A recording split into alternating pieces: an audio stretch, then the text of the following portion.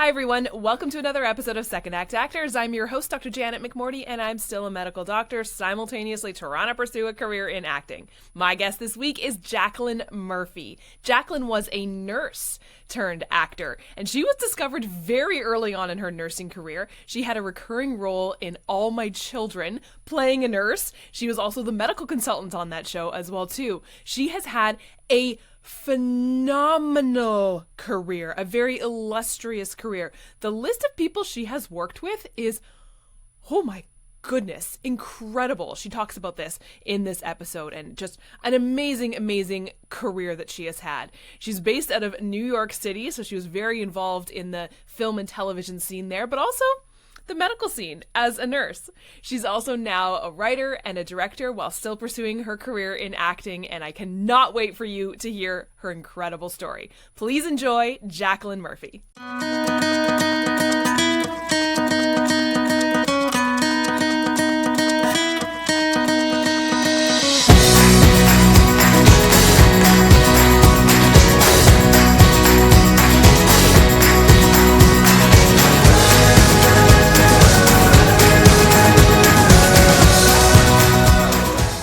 10 years ago, I came out to LA for pilot season and I booked a National Geico cheerleader coach commercial with the caveman, the iconic caveman, and NFL star Brian Arakpo.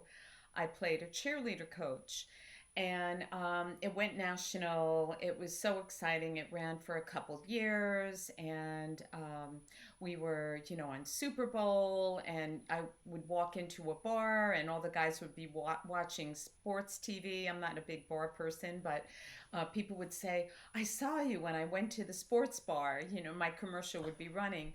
So it was kind of exciting. And my husband said, you did pretty well out there in LA. Would you want to go back? And I said, well, I don't know, honey. I missed you. And he's like, let's give it a try. And then for until 10 years we went back and forth until COVID, and now he can work from anywhere. So we're here all the time together, and we're in New York all the time together, and it's just so nice. It's just nice to have someone you love with you and encouraging you and supporting you. That's lovely. How did you get started? How did you get started into this acting business? Oh gosh, well, I knew I wanted to be an actress ever since I was three, imitating Mae West. Hello, big boy. Um, and then I would go out in the backyard with my sisters and brothers. I had a big family of six, and imitate the sound of music and the Song of Bernadette and just reenact these things. Um, but I came from a big family, working class family, and my mom wanted me to have a profession to fall back on. So she said, "You're great help with helping people. Why don't you try becoming a nurse?" So I got my RN degree when I was 19. I got out of school a year ahead, and I decided I wanted to be the best at that. And so I went on to get my bachelor's degree, and when I finished college, I moved into New York City, knowing I was going to go to acting school. And I got a full-time job at New York Hospital Cornell Medical Center on the Upper East Side, and from 4 to 12, and got into the American Academy of Dramatic Arts from 9 to 1. When you're 21, you can go 9 to 1 and 4 to 12. Um, I did that and completed the American Academy and started sending out my pictures and my headshots and my resume. And under special skills, Janet, I had that I was a registered nurse. And back in the 90s, the soap operas sort of ruled. They were like glamorous and fun. And so I got a call from All My Children asking me if I would be a nurse, an actress at playing a nurse on the show. And I said, sure. And so I had a great time, and I was helping the directors, you should put the blood pressure cuff on this way. And casting called me up and they said, you are so great downstairs with the director and the actors. Would you make a resume up as a medical consultant as well? So I gave them, all my history working on med surge and various different floors, OB-gynecology. And sure enough, I got a recurring role as Nurse Thomas on All My Children. And I had scenes with Susan Lucci. And I also was the medical consultant. And then from there, worked on every single New York soap opera, Loving, Ryan's Hope, As the World Turns, One Life to Live, Another World. And eventually, like after a few years, I did extra work on Woody Allen films and Scorsese's Goodfellas and things like that. But then I started segue. I got a different manager and I got guest starring roles on Law and Order. The initial Law and Order, I played a nurse opposite Chris Noth and George Zanza. And then I played a mistress lawyer on Law and Order Criminal Intent with Courtney Vance, Vincent D'Onofrio, and Michael Murphy. I was Michael Murphy's mistress, and he was in Woody Allen's movie. He was the unfaithful husband. So it was just like a fun moment, you know. It's like, oh my God, you know, I'm playing to the mistress to Michael Murphy, who was unfaithful in the Woody Allen movie, you know. So it, you know, and then I got to really work with some amazing directors like Mike Nichols and Nora Ephron and Woody Allen, as I mentioned, and Scorsese, you know, and watch how they shot things. And um, so fast forward, you know, back in 2017, I came up with this crazy idea here, a film that I wrote, produced, directed, and starred in. I created the idea of this girl, Olivia Spencer. What would she do to achieve her dream? And I named it The Admired because she admired these old Hollywood actresses and wanted to be just like them. But she was frustrated with the you know the real world of LA and New York. So she makes a deal with the handsome devil to time travel back to 1940s as a big movie star. And she gets her wish. She sells her soul. It's a Faustian deal. But she's, you know, in the limelight. And but then she's hurtled into danger and all kinds of things happen. So I won over 50 awards on the film festival circuit, and I didn't expect it. I was like thrilled. I mean, I don't know if you can see, I have like, this is just some of the trophies that I won there. Um, but it was so affirming, and I acknowledged, you know, for writing and directing and acting. I even said to my husband, I won 8 Best Actress awards.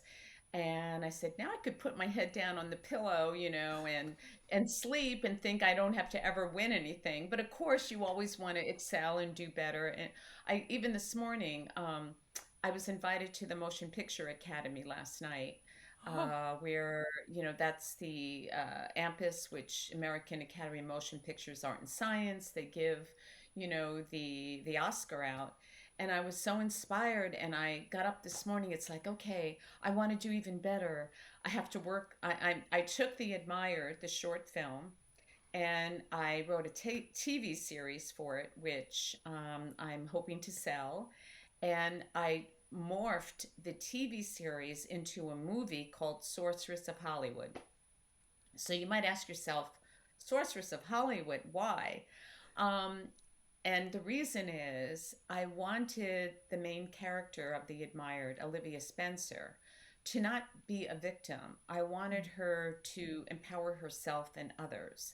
So during COVID, I got serious about writing classes. I took a binge worthy class. I got into 2 Sundance labs. I took, you know, 2 year long writing incredible movies. So I had the goods.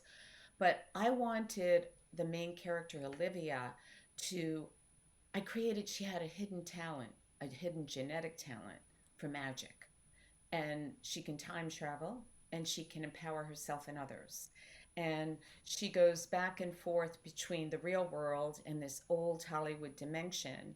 And she tries to make changes for women, uh, LGBTQ, diverse groups, and she shares knowledge from the future with for filmmaking with the studio head to help get make him more money, but also to put her in a better position of power so that she has the ability to make change. Sort of like, when Oprah started out, no one knew who Oprah was. But I remember coming home from school and, watching my mom would be raving about her. Oh my God, like Oprah this, and Oprah is starting a book club, and Oprah said these positive things. And then I went and I got her magazine and I started looking at all the amazing, empowering things she did for people. So that was sort of like an inspiration, an example for me. And I think the magic comes out of, I feel like we all have hidden talents inside of us, and we all have a magic and a brightness. And so that's like a message that I want to get out. But my mother always believed in, she was very intuitive. She was an artist and she loved to paint. Uh, but she had gut feelings about things. And I think, one of the reasons I love yoga, I know you're a sports medicine doctor as well, it's the mind body connection. So I started yoga in my 20s before it was the very cool thing to do. And I just feel like when you get in touch with that still voice inside yourself, there's just a wealth of information of who you really are and what you're meant to do and what you can do and what your purpose is. I love The Artist's Way by Julia Cameron. It's sort of like accessing that inner child in you. And I've, read some books on staying healthy and aging because having been a nurse, that was always an interest of mine. And to access that child and to be blessed with loving what you do and having fun. I mean, my work doesn't really feel like work, you know. And even when I was a nurse, I really felt like I had healing hands. Like I could go in, and I had an effect on someone. I think I exuded like a kind, caring nature. And when you're acting, I got cast in so many roles like that. So, it's nice to play roles that you're not that way, that surprise people. So it's been an incredible journey, and I feel really blessed. And I would like to make a difference in some way and, create entertainment that entertains. With COVID, I started going more fantasy magic because I felt people wanted to escape a little more. And I started thinking, well, what am I watching? And I was watching The Magicians, Discovery of Witches, Bridgerton, Lupin, which was a great detective mystery. Yeah, there are just so many shows, and that's why I played with, well, should I change the title for The Admirer to Sorceress of Hollywood? Because when you're streaming, it's sort of like, what do I feel like watching tonight? Something magical, something about Hollywood. Well, The Admired is you can't pin down what it is other than maybe she admired somebody or they were admired, or so that's a little bit more of a vague but mysterious title. But Sorceress of Hollywood, it just tells you what it is. So actually, Janet, I'm still playing with what should the title be. If you have any thoughts, please tell me. I love the idea of sorceress because you're 100% correct, right? Like what you were saying about what do we want to watch? We as a global community, we want to escape these days, but what am I currently watching as well too?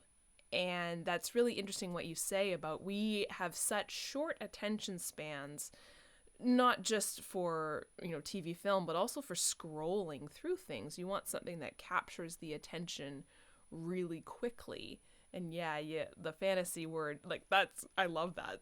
I love the word sorceress because it just makes me feel empowered as a woman. Doesn't it? It's sort of like, no, you're not a witch, you're not a magician, you're not a psychic, you're not Hmm. an intuitive. I don't know. It just feels like goddess is like within the sorceress. Yes. And I have to give a shout out to my lovely, amazing designer, award-winning friend Sue Wong. She creates beautiful gowns and dresses, and they're embellished, and she gave me 30 gowns for my film because it had that old Hollywood feel to it. But her whole message is transformation, finding the goddess within inside of you. And actually, I'm going to see her tonight. We're going to a Persian restaurant in Encino. I'm at the beach in Santa Monica here. I love to be by the water. But it was just funny how we met. She gave me a gown to wear the second year I was here to Oscar night. You know, I didn't go to the Oscars itself. I went to the various offshoot parties like Night of 100 Stars, where a lot of actors that you would know were there. Ernie Hudson, Michael Nouri, Buzz Aldrin, the famous astronaut, uh, Penny Marshall, Gary Marshall. They bring in stars from all over, but it was just so exciting to be there. And so Sue gave me one of her gowns, and she actually won 3 costume designer awards for my film. And so that was a beautiful collaboration, an amazing friendship. But the fact that she's all about that Hollywood glamour, and if you ever look at some of her postings, she has like beautiful, like noir, film noir type images and the gowns that they wore. And I'm just so intrigued with actresses like Veronica Lake and Rita Hayworth. And that's so up my alley. But it's about transformation. So magic is transformation. And I'm glad you like the word sorceress. I do. And I love the word transformation because I think it's so like it's kind of the crux of, why I wanted to do a podcast like this. Because there's so many people that I chat with, yourself included, who had the stable, I'm doing air quotes, stable career and then realized that there was something not being fed in their soul, or their first career, like you were saying, does fuel them, but there's just something missing, and can they blend? And my biggest thing that I find, and I'd love to hear your opinion on this, is a fear when people want to switch into a more artistic career, a fear of lack of stability because you had such stability, and now you're kind of being thrust into the unknown, acting, writing, people learning who costume designers are, meeting directors. And this is a whole new world. How did you tackle that? Well, I well the thing I really am so grateful to my grandmother and mom because they taught me, first of all, I felt so loved, and never did I ever hear you can't do that. What I heard was, if you want to do that, you can do it, but set yourself up for the success and have a job. I mean, get real. I mean, it's nice to fantasize about things, but if you can't bring it into some concrete reality, and I think one of the most empowering things is to figure out how to take care of yourself. I mean, I did things in Mm-hmm. my 20s that I'm so grateful for now. I mean, I worked as a nurse and actress on the soaps, and now I have a pension, that I can take when I hit a certain age. And I put money aside. But what I heard over and over was, you know, work and education is important. And my mom was like, always have a job to fall back on. And she, was an artist, and she suffered, because she had like the 5 kids, and I have a brother. My parents divorced when I was very young, um, but she wanted so much more. I mean, she could play the piano by ear. And she had the accordion, and she could paint. Um, and she wanted her children to have that, but she wanted to show them, like, don't, I don't want you to go through the pain that I have. So even in one of my scripts, when I'm writing Sorceress in Hollywood, when the one of the openings scenes is when the mom is dying and they're watching old movies together, which my mom and I really did. And she said she wants you to go for all your dreams, and not be like her and to be empowered. So that's kind of like I receive that and I want to share that with other people. So to me, like I doubled down during COVID for 3 years and so learned as much as I could about writing. I'm learning every single day. And I got a new book just yesterday. Let me just get it. It's called The Anatomy of Genres, and it was written by John Truby. And what is so cool about this, I was trying to inspire myself to write, to get my structure right for Sorceress of Hollywood. But believes in a lot of different genres. But I know Sorceress of Hollywood is a mixture of myth and fantasy. So he just breaks it down, but not to.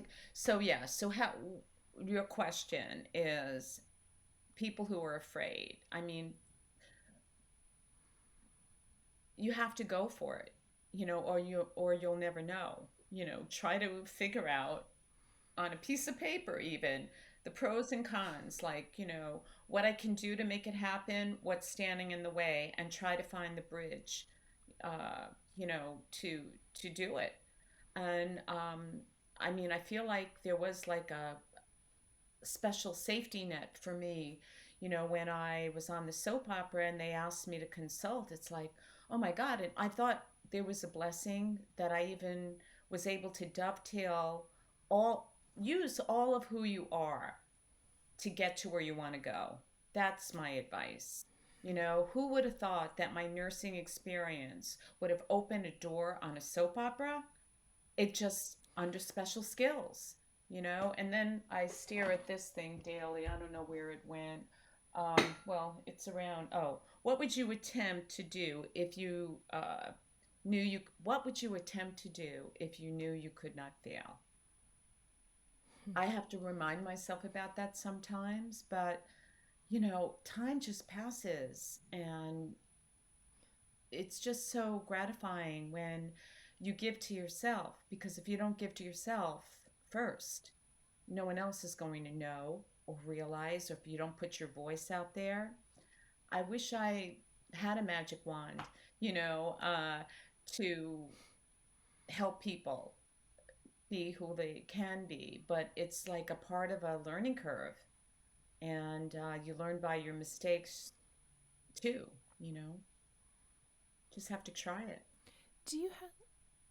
Yeah, I think that's so powerful.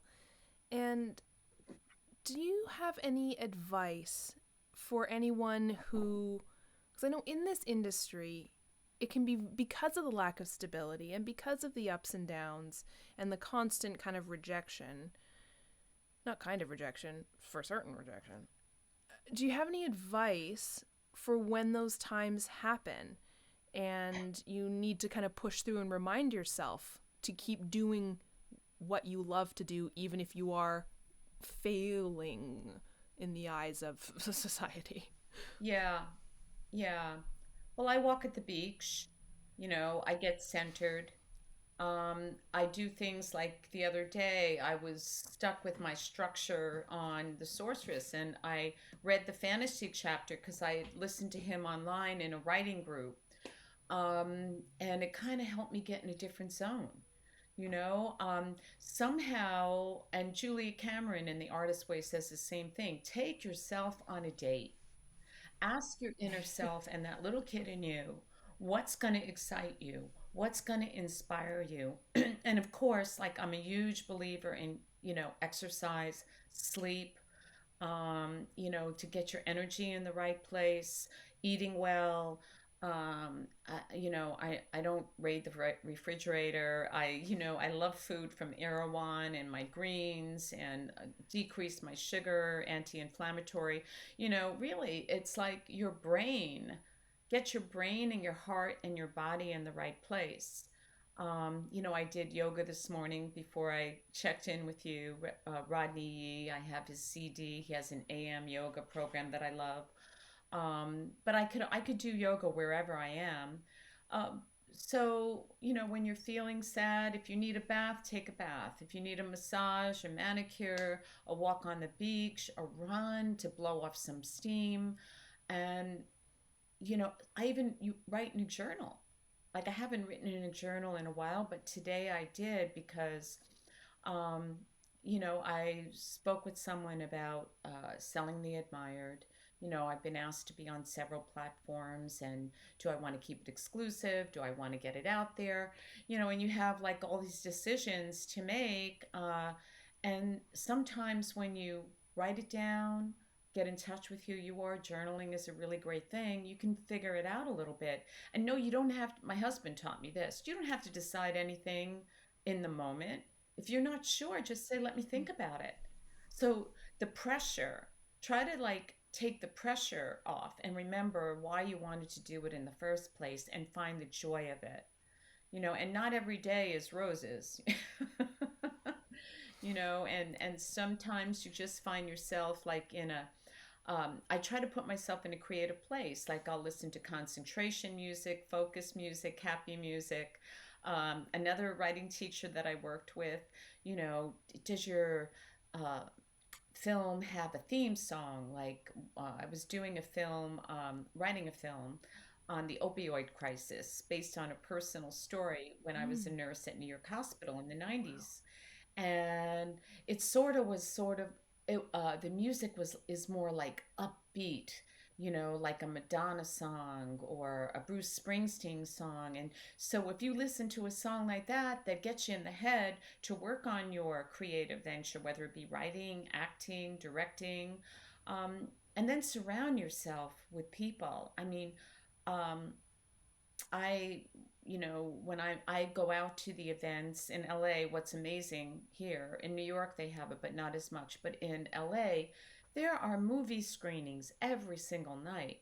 There are acting groups. The Table, which is a group that when I had to do reshoots for my film, I needed another sound man. I needed, some lighting people. I found my editor there. It's like think about your resources. Just like write down what your resources Mm. are, what your strengths are, what groups you could join, how you can network. How I love, Janet, that you're out in social media in such a way that you're on YouTube and Apple, iHeart Apple, and your podcast. And, you know, we're in the age of social media, which is what the admired is contrast.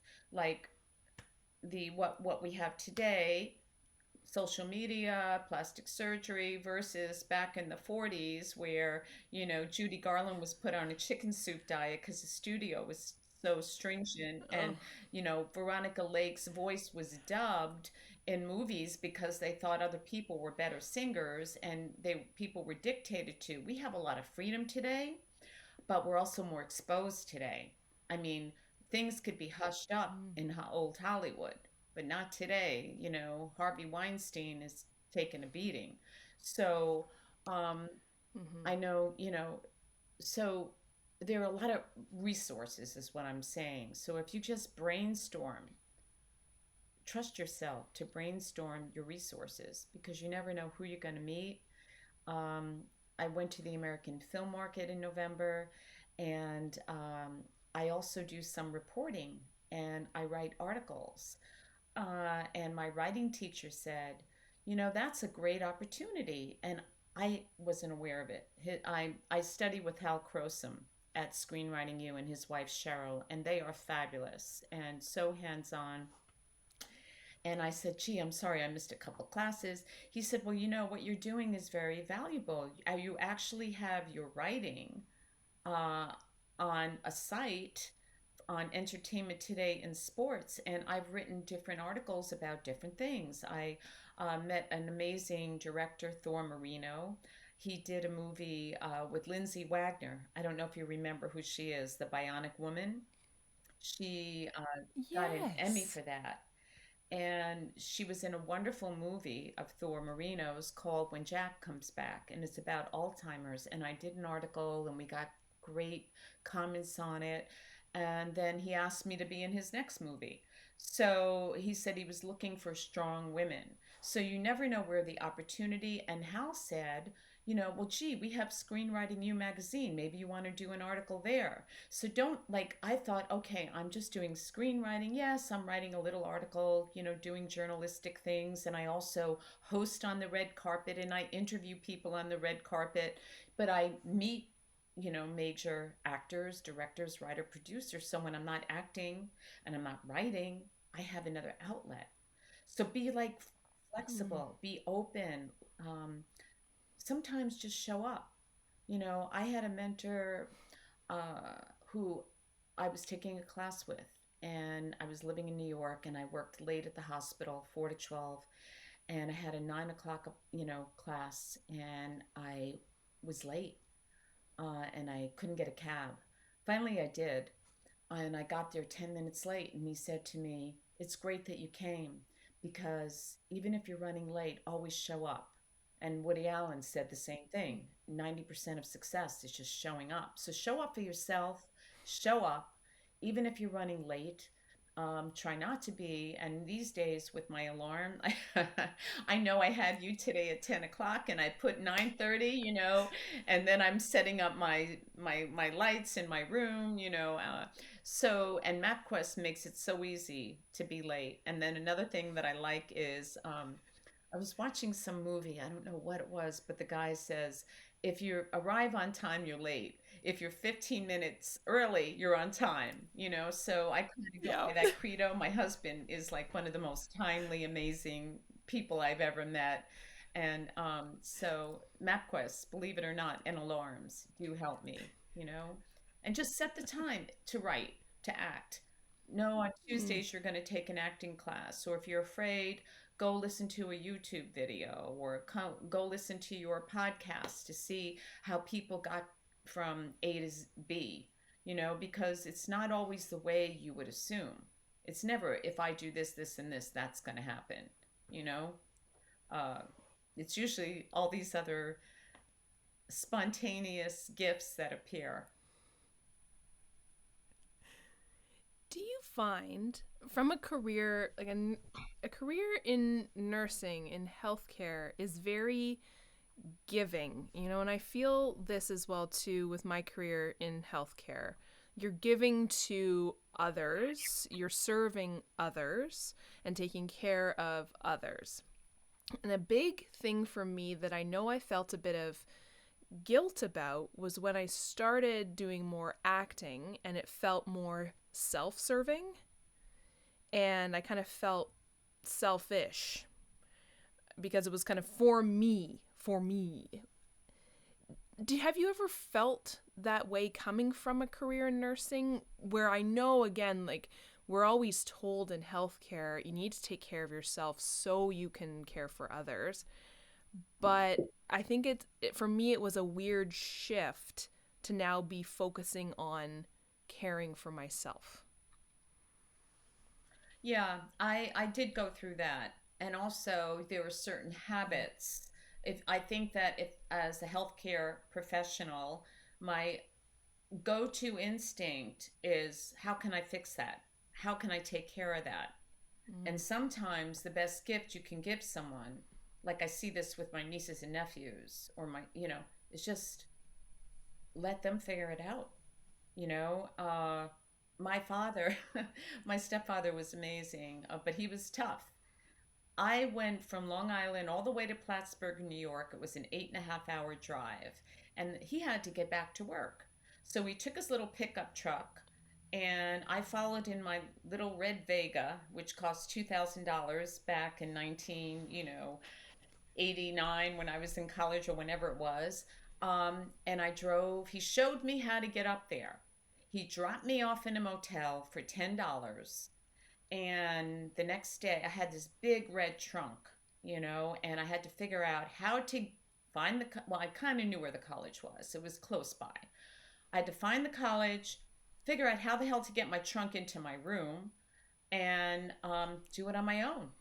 And I was watching kids with their parents, coddling them, and, and that's great too.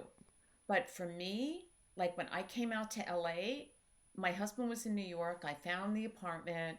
I rented the furniture. I set it up. the survival skills of figuring out how do I do it, you, you know, don't take that away from anybody that you know or love. You can suggest things. But oh, okay, so that's one that, I learned that early on how to figure it out, which is like really important. But the shift from helping and fixing, and then sometimes, I mean, I really had this happen. I told a friend of mine I was working on one of the soap operas, and she went and she took my job thinking I was helping her. And I had to learn not to hold someone's picture or headshot up. So that was really hard for me because being the eldest of six, I'm always like, oh, there's one there. Those biscuits, those crescent biscuits that you pop and you put in the oven, the Pillsbury, Well, this is funny. There were 10 of them to a pack and there were five kids. So sometimes my mother would be so exhausted from her job, she would work as a nurse's aide at night in a nursing home. I would make breakfast for everybody. So an easy breakfast was Pillsbury pop-up rolls, and I would give five kids, we each got two, right? So you have to get to know yourself and see things that you do that can be great. Like when I was directing on my film and collaborating with people, I'm used to big groups. I People tell me I should be in PR or an agent, because I make things happen.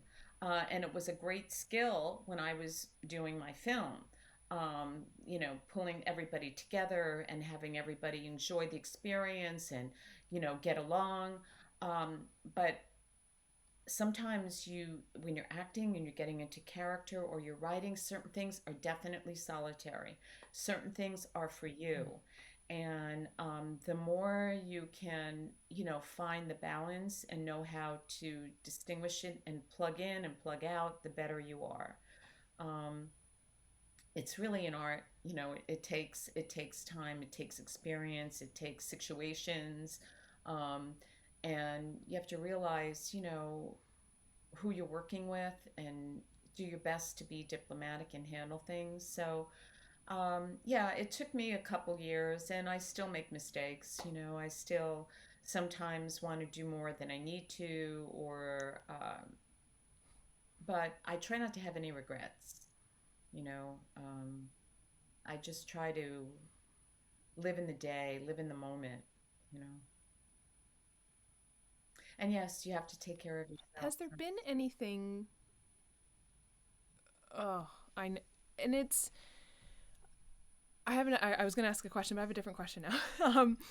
Because you mentioned about your yoga and mind body connection. I'd love to hear more about your thoughts on that because it's something that I know when I went from a more artistic high school into a more science, university job and stuff like that, I definitely lost a lot of the connection I had with my body.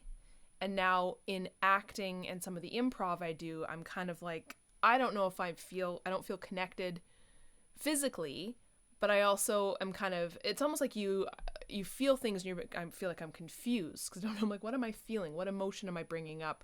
How my body is sensing that. Do you have, like, what are your thoughts on that, and how, since you've been training doing yoga and healthy living and stuff like that for so long, how have you found that bringing it into your creative career? The first thing you need to do, and it's so basic because we all do it every day, is breathe.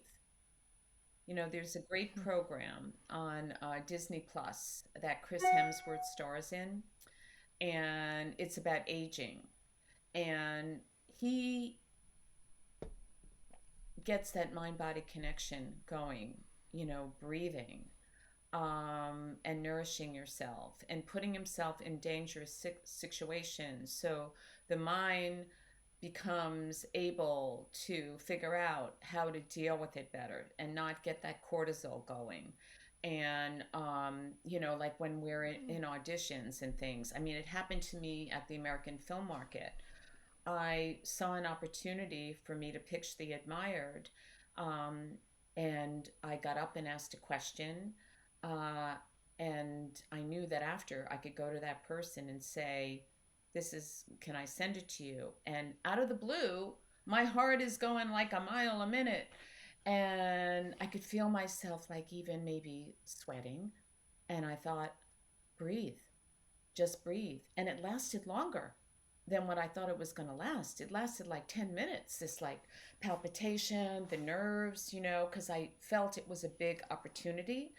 And I finally calmed down, and the panel was over. And then I went over to the person who was talking and I gave him my quick 1 minute elevator pitch. And he said, my partner is over there, go talk to him. And he said, okay, here's my email, send me your film. And I sent it. And so a week later, I get an email. We really love the short concept of your film. Do you have a feature, or is it just a short and a TV pilot? And I was like, oh my God, you know, it's that's the step. I'm not going to Z yet, but now I've got to really like do this tweaking of the sorceress of Hollywood to circle back to him. So I mean, it's so normal. We're all going to react like, people beat their horns and people. The thing is, how are you going to try not to react, maybe, to breathe? And yesterday I was talking to somebody somewhat important, regarding my film. And I got off the phone and I said to my husband, I feel such like a small fry because this person could take it out to Apple, could take out my film to Netflix. But I don't want to give my draft yet until I think it's as good as possible. But what I learned from my writing teacher, Hal, is he did an exercise. I was having trouble with the structure of my film. He said, 5 minutes, everybody, write down your beats from act one to the end. And Janet, I went back, I looked at my beats, and that was the outline and the structure for my whole story, and I got out of my head. So he actually does these empowering exercises where you can go from fearing something. I know it may sound funny if you look up Hal Grossman, but there are plenty of these mind body connection things. In your left hand, you put, I love creating, I love finding amazing structures for my film. In your left hand, in your right hand, I love creating amazing structures for my film, and go back and forth until it feels real. Breathe it in, and I swear to God, it really affects my mindset when you can visualize it and breathe. So, okay, so I took groundlings, I did improv also. And, that wasn't first in my wheelhouse, but in LA, it's really important. They really look for your groundling improv experience, or comedy experience. And so you have to learn to breathe and talk, feel like you can be relaxed and enjoy it, and just, the trick of improv is always to say yes. So if I say, Janet, Mhm. um, can you give me that rope over there, and oh sure, and you just have to go with it. But I just find in life, the more you could say yes rather than no. I mean, certain things you have to say no to if they're harmful or whatever, but um, things will open up. You say yes to yourself. Say, yes, I can relax. Yes, I'm going to breathe. And there are a lot of things on the mind body connection, and if you do it long enough, you'll start to internalize it. So in a situation like I was in, I was surprised, like, wow, this must be very important to me, to talk to, now it's like a reality. This guy, I'm going to go over them and I have to ask them to, look at my film, and then I had to produce the goods, so. And I often think one of my dreams is always to be on a TV series or go to network, and I've never gotten that far yet. But from what I've heard, there are like 20 producers in the room, and plenty of people. I think the closest I came to that was auditioning for Law and Order. It was after I did the Law and Order original, and I walked in and I didn't expect it. And there were like 12 people in the room. And I thought it was just going to be the casting director, maybe the reader, maybe a director, but there are like 8, 12 people. And I don't know who's who. And not only that, I had to talk to different people on camera. So I had this person and this person. And I was thrown. Obviously, I didn't get that audition. But then I went back for the next one and I thought, like studying is really important. Knowing when where your camera, if you have two people, you've got to go right and left. There's so many little things to learn, but figure out where you went wrong and then try to make it right. So the next time I went in, um, I dressed exactly right. I did my line. Casting said, "Can you come back 9 a.m. in the morning?" I said, "Sure." I came back 9 in the morning. The director was there. I left, and I got a call like an hour later. They want you for the role of Emily Trudeau as the mistress to Michael Murphy. Okay, great. Doesn't always happen like that, but the more you can do to prepare yourself, to breathe, to know that you've set yourself up for success, the better. You know. So I hope that answers your question. Absolutely. Do you have anything you are looking forward to coming up? Yes.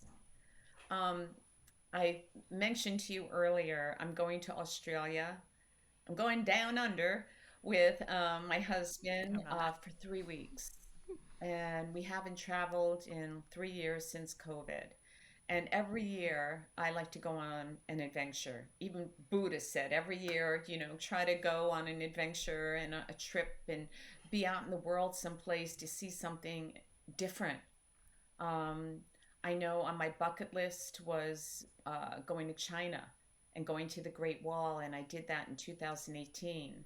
And going to Xi'an and seeing so they have clay soldiers that were made that goes on for like 10 football fields. You can't believe that this society created it in China and going down the Yangtze River. But this trip to Australia, being it's been that was 2018. So I haven't done anything since then, really. I was very careful in COVID. I never got COVID. I just got my fourth shot so I could prepare, But on my bucket list was being in Sydney on New Year's Eve. Sydney's the first place to start the new year off. And they have fireworks under the bridge and by the Opera House in Sydney. So I am going to be there. And my husband's birthday is the night before. So we're going to have a great celebration. And from there, go to the Great Barrier Reef. It's like one of the seven wonders of the world. Do you have any final words of wisdom or advice? Don't wait. Just do it. Just go for your dream. You know, believe in yourself and know that you have so much hidden talent inside of you. And if you're driven or to desire to do something, there's a reason why you're drawn to that. And, get to the beach every day, be in nature every day. Um, and then start little, like if you think you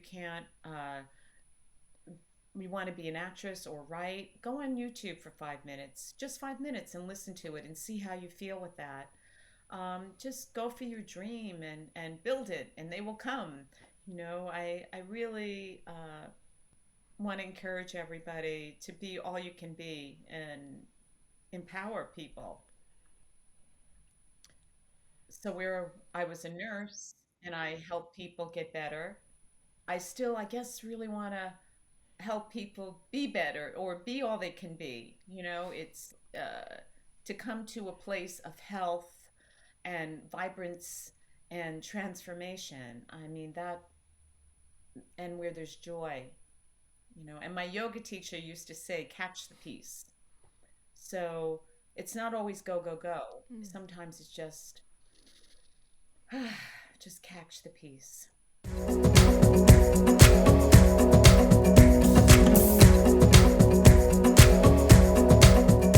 Thank you everyone for tuning in, and thank you, Jacqueline, for sharing your story with us this week. You are absolutely incredible. I love meeting a fellow healthcare professional turned actor. Thank you again. I know you have a very, very busy, wonderful life, and I appreciate you taking the time to share your story with me and everyone who's listening. I hope you will all tune in next week for another episode of Second Act Actors. Bye!